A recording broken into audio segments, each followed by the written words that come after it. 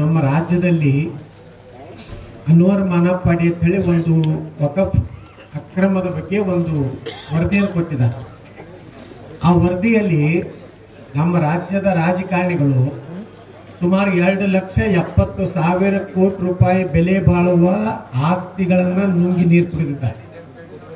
ಈ ಒಟ್ಟೆ ಜಮೀರ್ ಅಹಮದ್ ಖಾನ್ ಅವ್ರು ಹೇಳೋ ಪ್ರಕಾರ ಇದು ಬರೀ 27,000 ಎಕರೆ ಉಳಿದಿದೆ ಅಂತ ಹೇಳ್ತಾರೆ. ಅವ್ರ ಲೆಕ್ಕದಲ್ಲೇ 1,16,000 ಎಕರೆ. ಬೀದರ್ ಜಿಲ್ಲೆಯಲ್ಲೇ ಸುಮಾರು 13,500 ಎಕರೆ ಇವತ್ತು ವಕಫ್ ಆಸ್ತಿ ಅಂತನ್ನುವಂಥದ್ದು ಹೇಳಕತ್ತ. ನಮ್ಮ ವಿಜಯಪುರ ಜಿಲ್ಲೆಯಲ್ಲಿ ಸುಮಾರು 16,000 ಎಕರೆ. ಇದನ್ನ 31 ಜಿಲ್ಲೆ ಎವರೇಜ್ 10,000 ಎಕರೆ ಹಿಡಿದ್ರೆ 3 ಲಕ್ಷ ಎಕರೆ ಆಗ್ತದೆ. ಇವತ್ತು ನಮ್ಮ ದೇಶದಲ್ಲಿ 3 ದೊಡ್ಡ ಜಮೀನ್ದಾರು ಇರುವಂತಹದ್ದು, ಜಮೀನುಗಳು ಇರುವಂತಹ ಒಂದು ಭಾರತೀಯ ಸೈನ್ಯದ ಕೆಳಗೆ 18 ಲಕ್ಷ ಎಕರೆ ಇದೆ.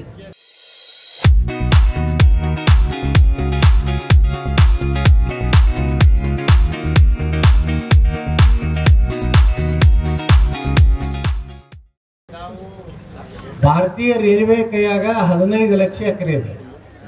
3ನೇ ನಂಬರ್ನೇ ವಕಫ್ ಅಂತ ಈಗ ಹೇಳಕತ್ತೀವಿ.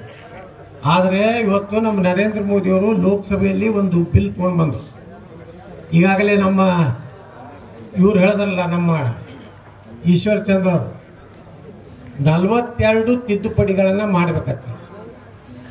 ಅಂದರೆ ಟ್ರಿಬ್ಯುನಲ್ ಅನ್ನುವಂಥದ್ದು ಒಂದು ದೊಡ್ಡ ಮಹಾಮಾರಕವಾದಂತಹ ಒಂದು ಅಸ್ತ್ರ ಇವತ್ತು ವಕಫ್ ಕೈಯಾಗಿದೆ.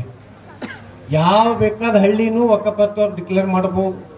ಯಾವ ಮಠ ಮಂದಿರ ಮಸೀದಿಗಳನ್ನು ಸಹ ವಕಫತ್ ಡಿಕ್ಲೇರ್ ಮಾಡ್ಬೋದು. ಇವತ್ತು ಬರೀ ಇದು ಹಿಂದೂಗಳಿಗೆ ಅಷ್ಟೇ ಅಲ್ಲ, ಮುಸ್ಲಿಮರಿಗೂ ಸಹ ಇಲ್ಲಿ ಇನಾಮದಾರು, ಜಾಗೀರ್ದಾರು, ಮುಲ್ಲಾ ಅಂತೇಳಿ ಅವರು ಜಮೀನು ಅದ. ನಮ್ಮ ಬಿಜಾಪುರ ಜಿಲ್ಲೆಯಲ್ಲಿ ಅದೇ ಆಗಿದೆ. ಅವರೆಲ್ಲ ನಮ್ಮ ಈ ಹೋರಾಟಕ್ಕೆ ಸಪೋರ್ಟ್ ಕೊಟ್ಟರು. ಕಾರಣ ಆ ರೈತರಿಗೂ ಸಹ ಇವತ್ತು ಹೋಗ್ಲಾಕತ್ತದೆ. ಈ ವಕಫ್ ಅನ್ನುವಂಥದ್ದು ದೊಡ್ಡ ಒಂದು ಜಾಲ. ಮೊನ್ನೆ ನಮ್ಮಲ್ಲಿ ಬಿಜಾಪುರಕ್ಕೆ ಜಾಯಿಂಟ್ ಪಾರ್ಲಿಮೆಂಟರಿ ಕಮಿಟಿಯ ಅಧ್ಯಕ್ಷರು ಬಂದಿದ್ರಲ್ಲ, ಜಗದಂಬಿಕಾ ಪಾಲ್ರು ಹೇಳ್ತಿದ್ರು, ಅವ್ರು ಇವತ್ತ ವಕಫ್ ಹೋದ ಕ್ಲೇಮ್ ಏಟಾಗೈತೆ ಅಂದ್ರೆ ನಮ್ಮ ದೇಶದಲ್ಲಿ 37 ಲಕ್ಷ ಎಕರೆ ನಮ್ದು ಐತೆ ಅಂತ ಹೇಳಕತ್ತಾರ. ಅಂದ್ರೆ 3.5-4 ಪಾಕಿಸ್ತಾನ ಆಗ್ತಾವ ಮತ್ತೆ ದೇಶದಾಗ. ಅಷ್ಟು ಜಮೀನು ನಮ್ಮದು ಅಂತ ಹೇಳ್ತಾರೆ. ನಾವು ಬರೀ 10 ಲಕ್ಷ ಅಂತೇನೋ ನಮ್ಮ ಕಾನೂನು ಮಂತ್ರಿಗಳು ಮೊನ್ನೆ ಈ ಬಿಲ್ ಲೋಕಸಭೆಗೆ ಮಂಡನೆ ಮಾಡಿದಾಗ ಹೇಳಿದ್ದು 9.5 ಲಕ್ಷ ಎಕರೆ. ಆದರೆ ಇವತ್ತು ಜಾಯಿಂಟ್ ಪಾರ್ಲಿಮೆಂಟರಿ ಕಮಿಟಿ ಮುಂದೆ ಬಂದು ರೀಪ್ರೆಸೆಂಟೇಷನ್ ಕೊಟ್ಟಿದ್ದು 38 ಲಕ್ಷ ಎಕರೆ. ಅಂದ್ರೆ ಇಡೀ ಒಂದೊಂದು ಜಿಲ್ಲೆ ಒಂದೊಂದು ಇದನ್ನೇ ವಕಫ್ ಹೇಳಿ ಮಾಡುವಷ್ಟು ಪರಿಸ್ಥಿತಿ ನಿರ್ಮಾಣ ಆಗಿದೆ. ಅದಕ್ಕೇ ಪ್ರಧಾನಮಂತ್ರಿಗಳು ನಿನ್ನೆ ಹೇಳ್ಯಾರ, ಭಾರತದ ಸಂವಿಧಾನ ಡಾಕ್ಟರ್ ಬಾಬಾ ಸಾಹೇಬ್ ಅಂಬೇಡ್ಕರ್ ಅವರು ಏನು ಬರ್ದಾರ ಆ ಸಂವಿಧಾನದಲ್ಲಿ ವಕಫ್ ಅನ್ನೋದು ಇಲ್ಲ. ಅದಕ್ಕೆ ಸಂವಿಧಾನ ಏನು ಹೇಳ್ತದೆ ಅಷ್ಟೇ ನಾವು ಮಾಡೋರು, ಇಂಥ ಕಾನೂನು ತೆಗೆದು ಹಾಕ್ತೀವಿ ಅಂತ ಮಾತನ್ನೇ ಪ್ರಧಾನಮಂತ್ರಿಗಳು ನೇರವಾಗಿ ಹೇಳ್ಯಾರ. ಇಷ್ಟು ದಿವಸ ಹೇಳಿರಲಿಲ್ಲ. ನಾನು 2018ಕ್ಕೆ MLA ಆದ ಮೇಲೆ ಮತ್ತೆ ಅದನ್ನು ನಾನು ವಿಧಾನಸಭೆಯಲ್ಲಿ ಪ್ರಸ್ತಾಪ ನಾನೇ ಮಾಡ್ದವ. ವಕಫ್ ಅನ್ನೋಂಥದ್ದು ದೊಡ್ಡ ಒಂದು ರಾಕ್ಷಸ, ಒಂದಿಲ್ಲ ಒಂದು ದಿವಸ ಎಲ್ಲ ದೇಶದ ಸಮಸ್ಯೆಗೆ ಅದೊಂದು ದೊಡ್ಡ ಹೆಡ್ಡೇಕ್ ಆಗ್ತದೆ ಅಂತ ಹೇಳ್ತಾ ಇದ್ದೆ.